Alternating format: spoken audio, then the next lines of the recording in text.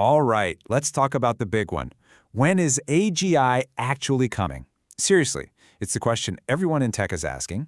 And today, we're going to try and deconstruct the timelines. You hear about superhuman AI everywhere, right?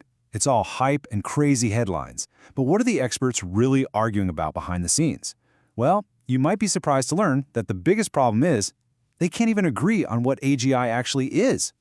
Yeah, this is hurdle number one. I mean, are we talking about an AI that can just do most of our office jobs? Because that's what some people think. Others are like, no way. For them, true AGI has to be something that can make a massive scientific discovery, something a human could never even dream of.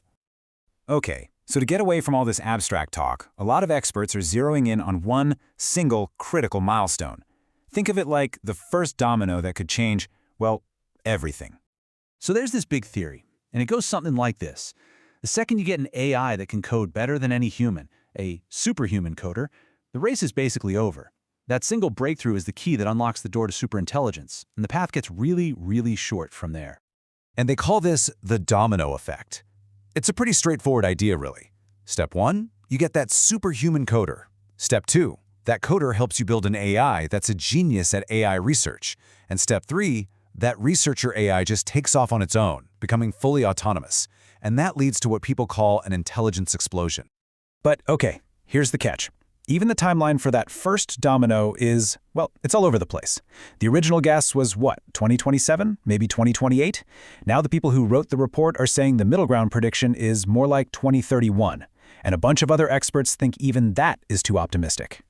So this really gets us to the heart of the whole debate. There are basically two completely different ways people see this whole thing playing out. On one side, you have the singularity view. This is the idea that once we hit that coder milestone, it's just going to be this smooth, super fast, exponential explosion of progress. But then you have the other camp, the jagged progress folks. They say, hold on a second. They think AI will always be kind of weird, like superhuman at one thing and just terrible at another. And because of those gaps, we'll always need humans in the loop. Yeah, the people who believe in jagged progress think the future is going to be this constant dance. We're not getting replaced. Instead, our job becomes figuring out how to work with AI, leveraging its insane superpowers while kind of tiptoeing around its really stubborn weak spots. Okay, so what does this jaggedness even look like right now? Let's get practical and talk about software development today. Here's a great way to think about it. The goal might not be to build an AI that thinks like a programmer. It's more about building a tool that does for coding what the calculator did for math. It just solves it. It makes it a basic utility that anyone can use. And this right here shows you those gaps perfectly. I mean, an AI can whip up a new website or crunch some data like it's nothing. It's even getting close to being able to rebuild something like Slack from the ground up. But ask it to jump into a huge, messy, existing codebase like Chrome and add a new feature? That's where it really, really struggles. And that's what most programming actually is. But even with these gaps, make no mistake, the money pouring into this is just staggering. We're talking about big tech getting ready to spend over $100 billion to build way better versions of today's models. The bet is huge. And all that cash leads to a really interesting insight. Maybe the biggest bottleneck isn't about writing code at all. Maybe the real challenge is getting an AI to just interact with our messy human world without breaking.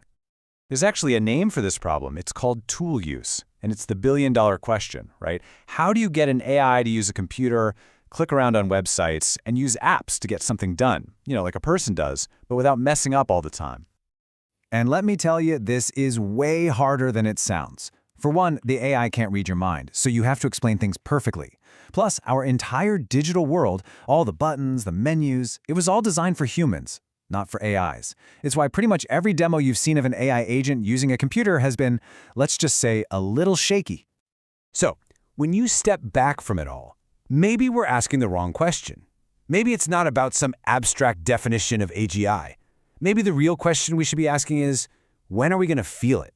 When will all this incredible technology actually lead to a big, obvious leap in the economy that affects all of us? What do you think?